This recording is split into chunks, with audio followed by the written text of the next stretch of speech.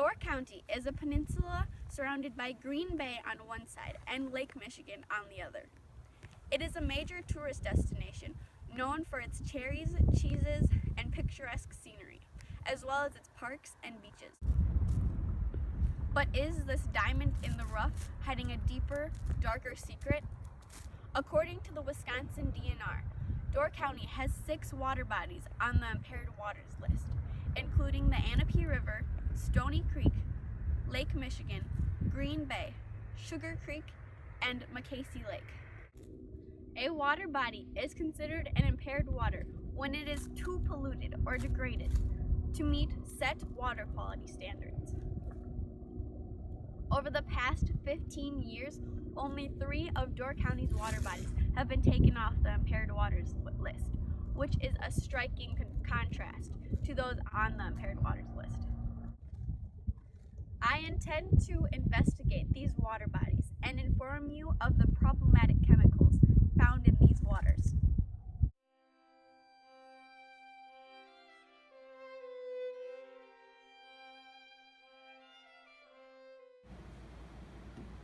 The Anape River has an underground water source starting in Door County.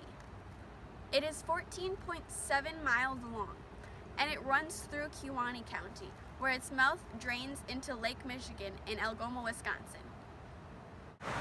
The Anape River is on the DNR's impaired waters list because of pollutants like total phosphorus, which is indicated by a degraded biological community, and PCBs, or polychlorinated biphenyls, which are indicated by contaminated fish tissue.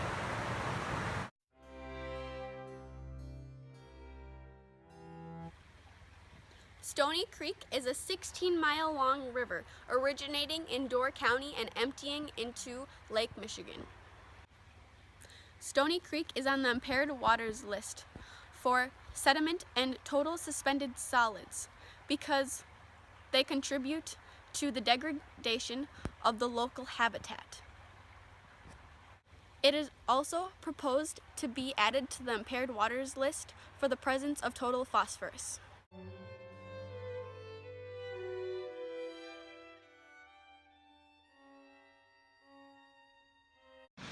With a volume of 1,180 cubic miles, Lake Michigan is the second largest Great Lake. It is the only lake entirely in the United States, and it is surrounded by Wisconsin, Illinois, Indiana, and Michigan. Door County life practically revolves around Lake Michigan. Boating, fishing, and swimming are all popular activities for locals and tourists alike.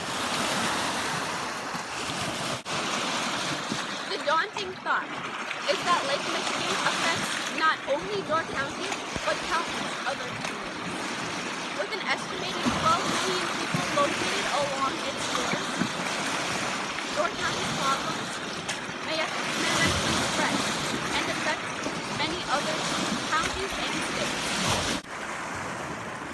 Lake Michigan's rocky shoreline delights every nature lover, yet this beautiful body of water is polluted by mercury and total phosphorus, which is indicated by contaminated fish tissue.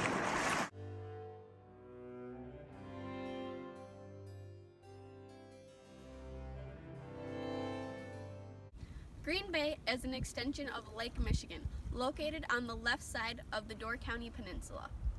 It is an important part of Door County life because of the many parks located on its shores. Green Bay is on the impaired waters list due to PCB pollutants indicated by contaminated fish tissue.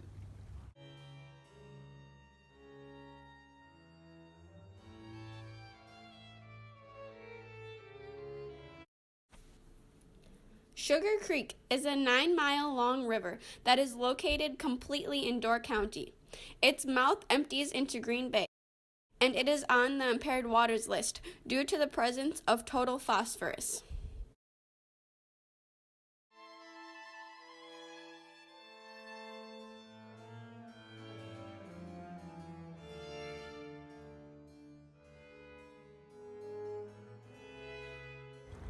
The Sturgeon Bay Canal connects Green Bay to Lake Michigan. It was constructed between 1872 and 1879. To shorten the paths ships had to travel to get from Green Bay to Lake Michigan, while avoiding traveling through Death's Door at the tip of Door County. It was built off of the already existing Sturgeon Bay. This is not an impaired water, but it connects two water bodies that are on the impaired waters list and is useful in comparing the data from different water samples that we have already taken.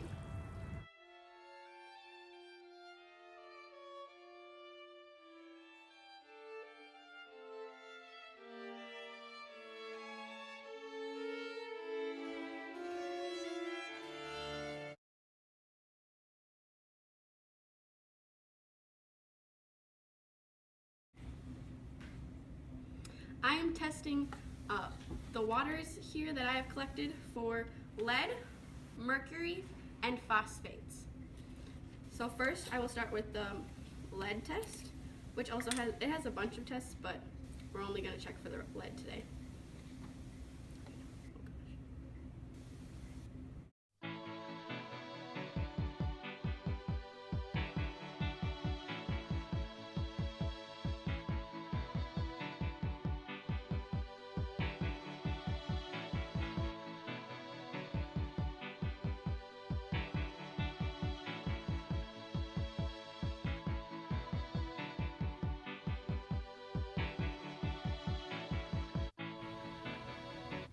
So today I will be testing for mercury in these waters.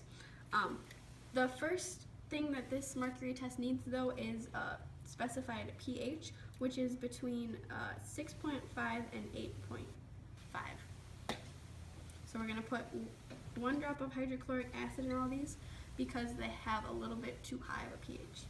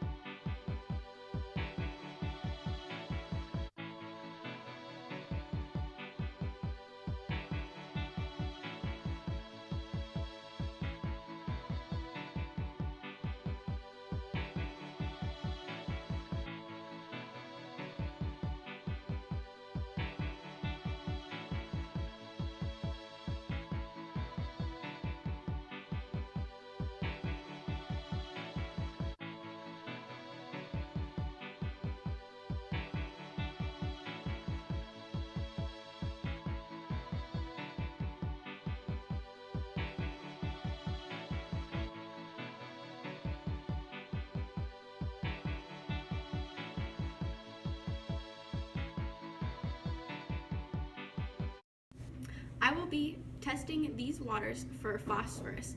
I have to take 5 milliliters of each of these and put them in these test tubes so I can test them for the first solution with the first solution on this phosphate kit.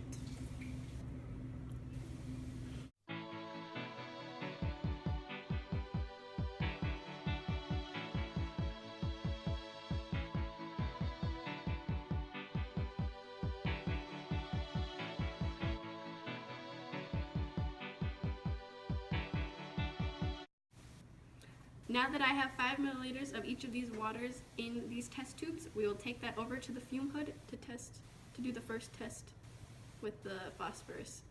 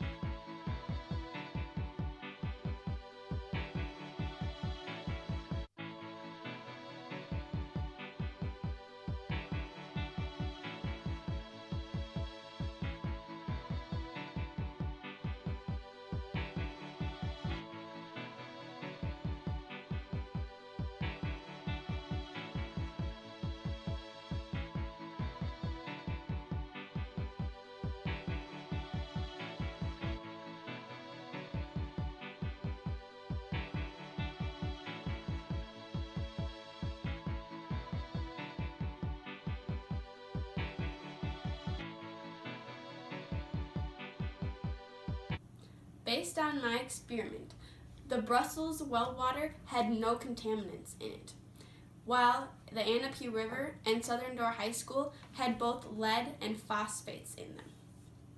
The Anape River had the highest amount of phosphates in it out of all the waters tested. Green Bay and Forestville's city water both had lead contaminants in them, while Stony Creek, Lake Michigan, the Sturgeon Bay Canal, Sugar Creek, and the Kewaunee County well all had phosphates in them. But the tests that I did with mercury were inconclusive, probably because all of these waters had pHs that weren't in the test strip's sensitivity. Mercury is naturally occurring, as well as a result of human activity. Fish and shellfish contain the organic compound methylmercury. Larger fish contain relatively higher levels, while smaller fish contain relatively lower levels. Exposure to mercury may cause serious health problems, like neurological and behavioral problems. Mercury can threaten the neurological development of children in utero. And in aquatic animals, low concentrations of mercury affect reproduction, growth, metabolism, behavior, blood chemistry, and oxygen exchange. No lead exposure is safe, although it is a naturally occurring toxic metal. Lead poisoning in children affects the development of the brain and nervous system. In adults, lead causes increased risk of high blood pressure and kidney damage, along with other long-term effects. Some sources of environmental contamination include mining, smelting, manufacturing, and recycling activities. Lead has been used in many other products, like pipes, paints, stained glass, jewelry, and toys.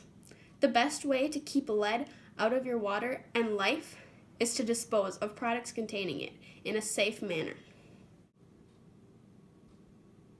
Total phosphorus causes no specific health effects on humans.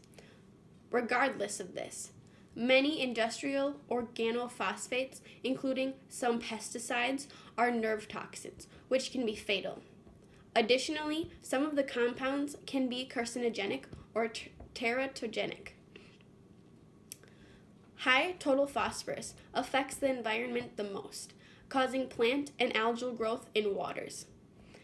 Bacteria then break down this algal growth, in turn pulling oxygen out of the water and creating dead zones where fish can no longer survive due to too little oxygen in the water. Soil and rocks, wastewater treatment plants, runoff from fertilized lawns and cropland, and from animal manure storage areas are all sources of total phosphorus. The best way to limit this pollutant is to stop runoff. PCBs, or polychlorinated biphenyls, are a group of synthetic chemicals. They are found in fish and other aquatic animals in the highest amounts. PCBs can cause anemia, acne-like skin conditions, liver, stomach, and thyroid gland injuries, behavioral changes, impaired reproduction, immune system issues, and liver cancer. PCBs enter the environment through spills, leaks from electrical and other equipment, and improper disposal and storage. So the best way to keep PCBs out of our water is through proper disposal of items containing PCBs.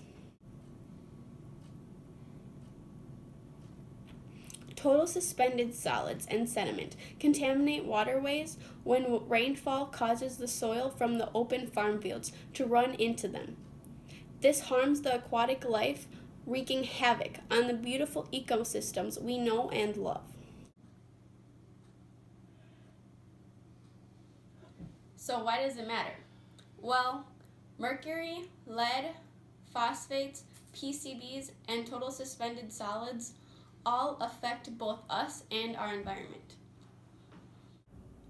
Just remember, what you put in your water goes in your water glass.